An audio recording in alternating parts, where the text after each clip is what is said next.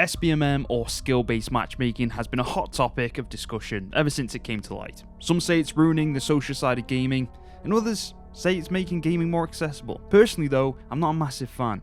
So let's discuss why I dislike it so much, but also I want to cover an alternative that could see the best of both worlds and ultimately solve the issues that we're currently facing. For those uneducated folk out there, let's quickly explain what SBMM actually is, because it's important for us to at least understand my definition of what we're about to discuss. Skill-based matchmaking is a system put in place to calculate by many means, such as score per minute, kill to death ratio, win to loss ratio, and many other factors, what multiplayer lobby you should be placed in and what skill level the other players within that lobby should actually be.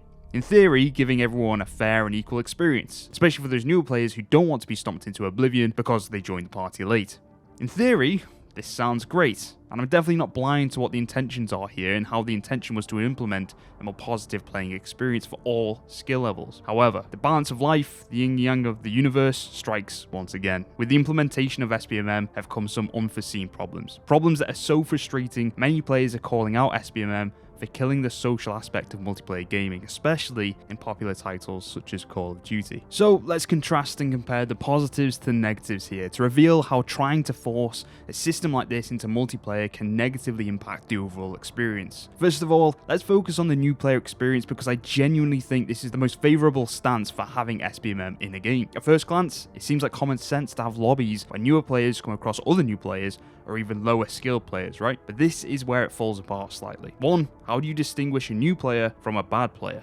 You can't, not truly at least. Yes, I'm new to this version of Call of Duty, but I'm not new to the series as a whole. So when I first start the game, you put me in matches with other new/worse players for a bit to judge my skill level. Meanwhile, I'm stepping all over the other genuinely new players until SBMM notices I'm actually a fairly competent player. So that eliminates that safe space and comfortable welcome for those new players anyway. And the whole point of that system is to increase player attention in newer, more casual players. But the ones who would have left if SBMM didn't exist have already just left after I, or any other good player, enter their game anyway. This is just one example of how skill-based matchmaking isn't really that beneficial for newer players. So okay, that is only temporary, and eventually we will be put in our own lobbies and start to face players with similar skill levels, because they want to create, as I mentioned earlier, a fair and equal experience for all skill levels. However, what this actually does is stunt the feeling of progression entirely. Instead of slowly learning the game and coming across a mix of different skill levels and play styles, what we actually experience is a constant neutrality between ourselves and our opposition.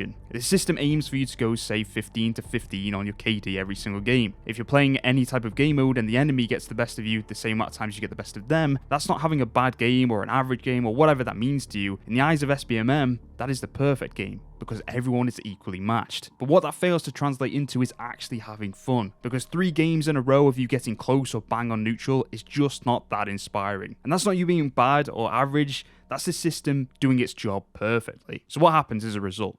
You stop having fun, you stop feeling that sense of progression, so you either stop playing, which is what this entire system is trying to prevent in the first place, or you sweat your ass off and actually have a good game. You finally get that hit of dopamine you've been waiting for, but oops, too bad, because unless you're willing to sweat your ass off in the next game as well, you're going to get smashed by the next lobby as SBMM puts you in with all the other players of a similar level that also sweated really hard in their previous games. So here comes the big kicker. It boils down to one of 2 choices for the most part. You want to play COD socially after a long day of work? Okay, well, here's 5 lobbies of people in the exact same level as you and enjoy the constant back and forth of the neutral gaming experience. Or option 2, which is sweat, have a few great games until you're out of your depth and proceed to get smashed for the next several games afterwards. Rinse and repeat. Now, one final note on the downsides to skill-based matchmaking. I'll finally start throwing some positivity your way, I promise. But the major thing that is killing the social side of gaming is what happens when you have a mixture of skill levels within your friends group, which, for one hell of a coincidence, I do. As many of you do,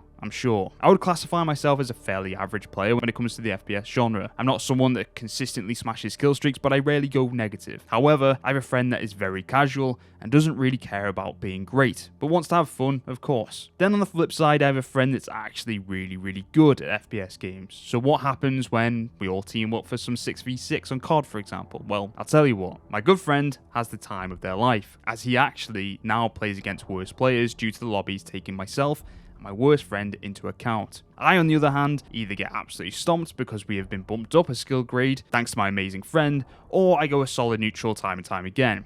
But But that's not the main issue. The main issue is for my poor friend that isn't so hot at the game. He actually hates playing with my good friend, as any time we party up with them, the lobbies are just way too sweaty for them to cope with. All they want to do is play casually with two buds, and they're getting punished for being not so great at the game. Again, something that SBMM was put in by design to avoid, and yet here we are. They would rather play alone as a result because their lobbies are easier, which as a direct result is ruining the social aspect and enjoyment that this side of gaming can bring. Now, to be clear, I'm not saying remove it, and I'm also not saying that the lobbies will be perfect without it either. So what am I saying, and what am I proposing? Well, this is exactly what I would do to find possibly the best of both worlds. The first thing I would do is create a new player casual playlist, one that is only accessible for the first 15 or so matches your account has in the game. Now, this won't be the only playlist you would be able to access. You would still have the option to access all the other playlists and content, but this one would be open to you at first. This of course wouldn't solve the issue of new players still being good players, but it would guarantee the level of experience within that particular game. And if you want to skip this and play with more experienced players or your friends, you still can. What this does provide is a bit of a safer space for those players who want to jump in knowing there's no SBMM, and only players from level 1 to 15, for example,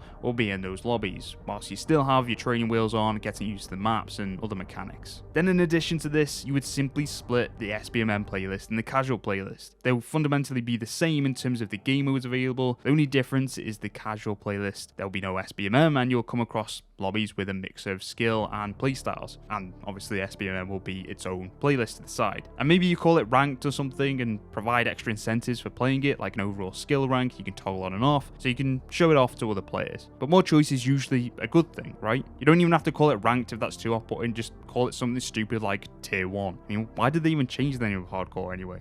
Seems super unnecessary to me. Again, I believe that a simple change like this, giving the players more choice how they want to play, would solve the issue and actually increase player retention and relieve frustration. Is it a perfect solution? Nope, probably not. I'm sure you, the wider community would find some kinks to iron out, but it's movement in the right direction, and this is all we want, I think, at this point. It's not a huge deal, but overall, it's a definite source of unnecessary stress on some players' Friday night after work, so I thought I'd share my opinion on it anyway. If you agree, hit the like button. If not, let me know in the comments what would be better. If you fancy sticking around, hit the subscribe button. I'd really appreciate it.